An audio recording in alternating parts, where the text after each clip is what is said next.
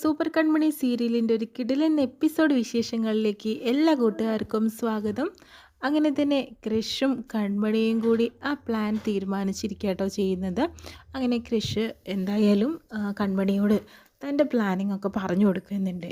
ഒരു മണിക്കൂർ കൂടുതൽ വർക്ക് ചെയ്തിട്ടുണ്ടെങ്കിൽ അവർക്ക് അവരുടെ ഇത്രയും കാലമുള്ള പൈസ തിരിച്ചു കൊടുക്കാൻ സാധിക്കുമെന്ന് പറയുന്നുണ്ട് കേട്ടോ.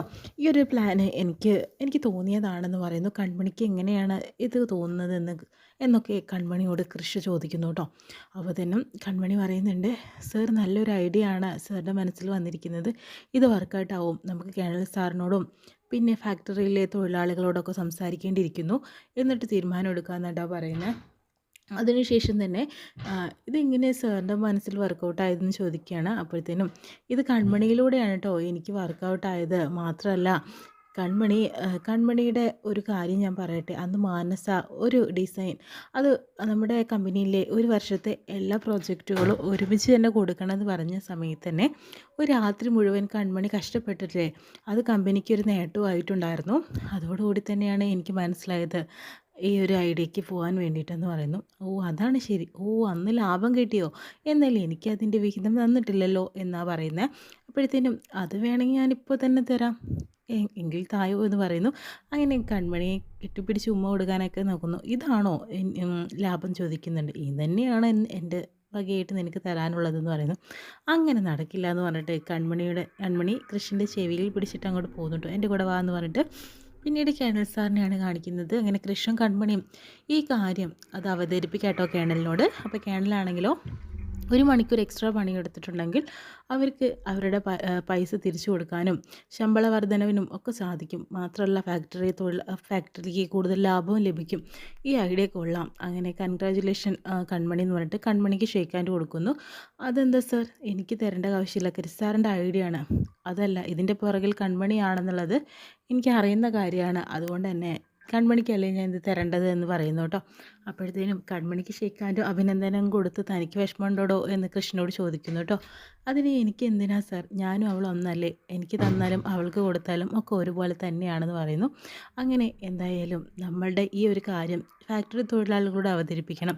അത് നിങ്ങളുടെ ചുമതലയാണ്, ഞാൻ എപ്പോഴും കൂടെ ഉണ്ടാകും, അത് കൃഷി ചെയ്യണം എന്നൊക്കെ പറഞ്ഞ് ഉപദേശിക്കുന്നു കേട്ടോ. അങ്ങനെ കേണൽ സാറിന് സന്തോഷമാവുന്നുണ്ട്. അപ്പോഴത്തേനും സുലോചന അവിടെ നിൽക്കുന്നുണ്ട് കേട്ടോ. അതിന് പറയുന്നുണ്ട്, സാർ ഇതുവരെ ചിരിച്ചിട്ട് ഞാൻ ആദ്യമായിട്ടാണ് കാണുന്നത് എന്നൊക്കെ പറഞ്ഞ് കരയുന്നു, ഒന്ന് നിർത്തുക എന്ന് പറയാം കേട്ടോ.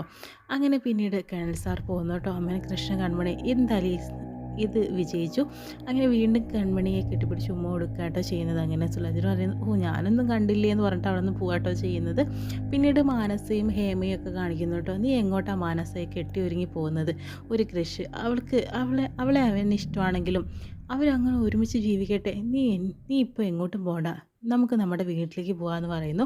നീ എങ്ങോട്ടും പോകണില്ല എന്ന് തർപ്പിച്ച് പറയുന്നു. അപ്പോഴേക്കും അവിടേക്ക് ആൻറ്റിയമ്മ വരുന്നുണ്ട് കേട്ടോ. എന്താ ഹേമേ, അവൾ പോട്ടെ, അവൾ പോയിട്ട് കാര്യങ്ങൾ നടത്തി വരട്ടെ. എന്താണ് ചേച്ചിയമ്മ ഈ പറയുന്നത്? ഇത് ശരിയാവുന്ന കാര്യമാണോ? നിങ്ങളൊന്ന് പറയും. ഇത്രയും കാലത്ത് ഈ ലോകത്ത് തൊഴിലുറപ്പുള്ള ഒരു പെൺകുട്ടിയെ കണ്ടപ്പോൾ അവൻ്റെ സ്വഭാവം മാറി. അവൻ്റെ സ്വഭാവമല്ല ഹേമ മാറിയത്, അവളാണ് വശീകരിക്കാൻ നോക്കിയത്. എൻ്റെ മോൻ അങ്ങനെയൊന്നും ചെയ്യില്ല എന്ന് പറയുന്നുണ്ട്. ഇവൾക്ക് അവനെ തന്നെ വേണമെന്ന് പറഞ്ഞിട്ടാ, അല്ലെങ്കിൽ എത്ര നല്ല ആലോചനകൾ വന്നതാണ്. ഇതൊരു കഷ്ടമാണിത്. ഇങ്ങനത്തെ ഒരു കൃഷും കൺമണി മനുഷ്യന് സമാധാനം തരുന്നില്ല. നീ ഒന്ന് മിണ്ടാണ്ടിരിക്കുക, ഇവൾക്ക് അവനെ വേണം.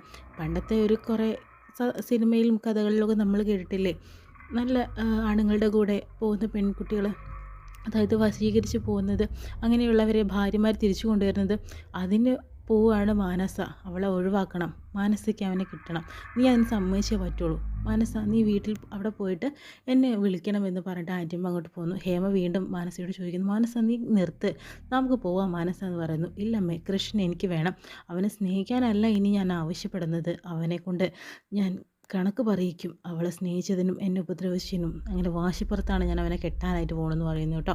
പിന്നീട് നമ്മുടെ സഹദേവനെയും സുമിത്രയും കാണിക്കുന്നുണ്ട്. സഹദേവൻ സുമിത്രയോട് പറയുന്നുണ്ട് കേട്ടോ, എന്തായാലും ഇപ്പോൾ സാഗർ വന്ന സ്ഥിതിക്ക് ബലരാമൻ്റെ മനസ്സിലൊരു ചാഞ്ചാട്ടമൊക്കെ ഉണ്ടായിട്ടുണ്ട്. ക്ഷമ പറയുന്നതും കാല് പിടിക്കുന്നതും സോറി പറയുന്നതൊക്കെ കണ്ടു. അവൻ്റെ മനസ്സിലിപ്പോൾ സാഗർ മാത്രമേ ഉള്ളൂ എന്നാണ് തോന്നുന്നത്. എന്തായാലും മാഡം ഒന്ന് സംസാരിച്ച് നോക്കുമെന്ന് പറയുന്നു. അങ്ങനെ ബലരാമൻ വരുന്നുണ്ട്. അയ്യോ സഹദേവ, ഇതെൻ്റെ ബലരാമനല്ലല്ലോ. കാരണം അവനാണെങ്കിൽ എന്നെ കണ്ട ഓടി വന്ന് കെട്ടിപ്പിടിക്കും. സുഖമല്ല അമ്മേ, അങ്ങനെ എല്ലാ കാര്യങ്ങളും ചോദിക്കും. ഇന്ന് ഇവൻ ഒന്നും മിണ്ടാതിരിക്കുന്നു. ഇതെൻ്റെ രാമനല്ല, ഇത് വേറെ ആരോ ആണ് എന്ന് പറയാട്ടോ. അങ്ങനെ തന്നെ പിന്നീട് എന്താ അമ്മ വന്ന കാര്യം പറയുമെന്ന് പറയുന്നു. അച്ഛന് വയ്യാണ്ടായിട്ടുണ്ട് മോനെ, എന്തായാലും അച്ഛനെ രക്ഷിക്കണം. മാത്രമല്ല സാഗറിൻ്റെ അന്ത്യം കണ്ടാലേ അച്ഛന് സമാധാനമാവുള്ളൂ. പിന്നീട് അച്ഛന് വയ്യാണ്ടായി, നീ കണ്ടതല്ലേ വീഡിയോ കോളിലൊക്കെ, നിൻ്റെ ഒരു കാര്യം പറഞ്ഞാൽ അത്രയും വിഷമമാണ്. അത് കഴിഞ്ഞാൽ അച്ഛൻ വീണ്ടും എണീക്കും. എനിക്ക് നല്ല ഉറപ്പുണ്ട് മോൻ അത് ചെയ്യണം. പിന്നെ നീ സാഗറിൻ്റെ കാല് പിടിച്ചെന്നോ ക്ഷമ പറഞ്ഞു എന്നൊക്കെ കേട്ടു. ഓ, അവനോടുള്ള പ്രതികാരത്തിൻ്റെ മുന്നോടിയായിട്ടായിരിക്കില്ലേ അങ്ങനെയൊക്കെ ചെയ്തതെന്ന് പറയുന്നു. അപ്പോഴത്തേനും ബലരാമന് ദേഷ്യം വരികയാണ്. നിർത്ത്, എന്തിനാ നിങ്ങളും നിങ്ങളുടെ ഭർത്താവ് ഇത്രയും കാലം അഭിനയിച്ച് തകർക്കുന്നത്? എൻ്റെ ജീവിതം കുളം തോണ്ടി എൻ്റെ അച്ഛനും അമ്മയും, പാവം എന്നെ ജനിപ്പിച്ച അച്ഛനും അമ്മയിൽ നിന്ന് എന്നെ തട്ടിയെടുത്തു. നിങ്ങളുടെ ആവശ്യത്തിന് വേണ്ടി നിങ്ങൾ എന്നെ വെറുപ്പിക്കുകയല്ലേ ചെയ്തത്. ഇപ്പം എന്തായി കാര്യങ്ങളൊക്കെ?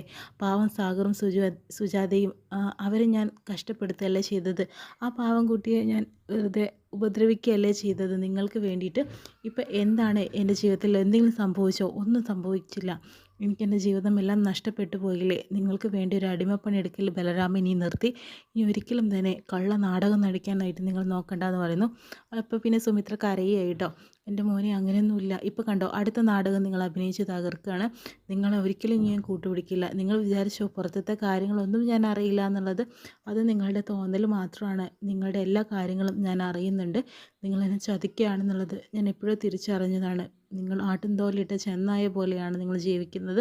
ഇനി നിങ്ങളുടെ ഒരു കാര്യം എനിക്ക് അറിയണ്ട. ഞാൻ ഇവിടെ കിടക്കുകയാണെങ്കിൽ ഇവിടെ തന്നെ കിടന്നോട്ടെ. എനിക്ക് പുറത്ത് വരാൻ യോഗ്യതയുണ്ടെങ്കിൽ എൻ്റെ അച്ഛനും അമ്മയും ഞാൻ കണ്ടുപിടിക്കും. ആ പാവങ്ങളുടെ അടുത്തേക്ക് ഞാൻ പോകുമെന്നൊക്കെ ബലരാമൻ പറയുന്നു കേട്ടോ. പിന്നീട് ഫാക്ടറി തൊഴിലാളികൾ സമരം ചെയ്യുന്നിടത്തേക്ക് റഷ് അങ്ങോട്ട് ചെല്ലുന്നു കൺമണി കൊണ്ട് കേട്ടോ. അപ്പോഴത്തേനും ഞങ്ങൾക്കൊരു സജഷൻ മുന്നോട്ട് വയ്ക്കാനുണ്ട് ഫാക്ടറിയെക്കുറിച്ചെന്ന് പറയുന്നു. നിങ്ങൾക്ക് ഒന്നും ചെയ്യാൻ സാധിക്കില്ല എന്ന് തൊഴിലാളികളും അയ്യപ്പനൊക്കെ പറയാട്ടോ ചെയ്യുന്നത്. ഞങ്ങൾ പറയുന്നത് കേൾക്ക്. 1 മണിക്കൂർ നിങ്ങൾ എക്സ്ട്രാ പണിയെടുത്തിട്ടുണ്ടെങ്കിൽ നമുക്ക് കമ്പനിയിൽ ലാഭമായിരിക്കും ഉണ്ടാവുക. നിങ്ങളുടെ പലിശയൊക്കെ തന്നു തീർക്കാനും നിങ്ങൾക്ക് ശമ്പള വർധനവ് ഇനി നൽകാനൊക്കെ സാധിക്കും എന്ന് പറയുന്നു. അതൊരിക്കലും ഞങ്ങൾ സാധിക്കില്ല. ഞങ്ങളെ കള്ളത്തരം പറഞ്ഞ് പറ്റിക്കാൻ ഇനി നോക്കണ്ട എന്ന് പറയുന്നു. ഇത് പഴയ കമ്പനിയിലെ ഉടമയല്ല, അത് പുതിയ ആൾക്ക് വിറ്റ് അയാളാണ് വാങ്ങിയത്. ഇപ്പോൾ എന്തായി കാര്യങ്ങളൊക്കെ? അയാളെ വീടിൻ്റെ മുന്നിൽ വന്ന് സമരം ചെയ്തിട്ട് നിങ്ങൾക്കറിയാലോ ചെയ്യിക്കുമെന്നുള്ളത്. പിന്നെ എന്താ നിങ്ങൾ ഇങ്ങനെയൊക്കെ ചെയ്യുന്നതെന്നൊക്കെ കൺമണി അവരോട് ചോദിക്കുന്നു കേട്ടോ. ഞാനും ഒരു ജീവനക്കാരിയാണ്. അങ്ങനെ എൻ്റെ കമ്പനിക്ക് നഷ്ടം വരികയാണെങ്കിൽ ഞാൻ അധിക സമയം വർക്കൗട്ട് ചെയ്ത് അത് നികത്താനാണ് നോക്കുക. നിങ്ങളൊന്ന് ശ്രമിച്ച് നോക്ക്, കാര്യങ്ങൾ നടക്കും, ഞങ്ങളുണ്ടാവുമല്ലോ നിങ്ങളുടെ കൂടെ എന്നൊക്കെ പറയുന്നു. അങ്ങനെ വാസിക്ക് ഒരു ക്ഷമയൊക്കെ വരുന്നുണ്ട്. തൊഴിലാളികൾ സമ്മതിക്കുന്നില്ല. എന്തായാലും തൊഴിലാളികൾ കൊണ്ട് വാസുകി അത് സമ്മതിപ്പിക്കും കേട്ടോ. പിന്നെ ക്രിസ്റ്റാറിനെ കുറിച്ച് നിങ്ങൾക്കറിയോ? അലിക എന്നൊരു വലിയൊരു കമ്പനിയിലെ MD ആണ് ഇദ്ദേഹം. കമ്പനിയെക്കുറിച്ചും അതിൻ്റെ ലാഭത്തെക്കുറിച്ചും ഇദ്ദേഹത്തിന് നല്ല പോലെ അറിയാം. നിങ്ങളെ വെറുതെ പറഞ്ഞ് പറ്റിക്കുകയൊന്നുമല്ല. നിങ്ങളൊപ്പം ഞങ്ങളും ഉണ്ടാവും. നിങ്ങൾ ക്ഷമയോടെ കാത്തു നിൽക്കണം. എന്തായാലും അരമണിക്കൂർ രാവിലെയും അരമണിക്കൂർ വൈകുന്നേരവും അധിക ജോലി എടുത്തിട്ടുണ്ടെങ്കിൽ നിങ്ങൾക്ക് ഇതുവരെ തന്നു തീർക്കാനുള്ള പൈസയും അതുപോലെ തന്നെ ശമ്പള വർധനവും തീർച്ചയായും ലഭിക്കും. ഞങ്ങളെ വിശ്വസിക്കുക, ഞങ്ങൾക്ക് വേണ്ടി ഒന്ന് സഹകരിക്കുക.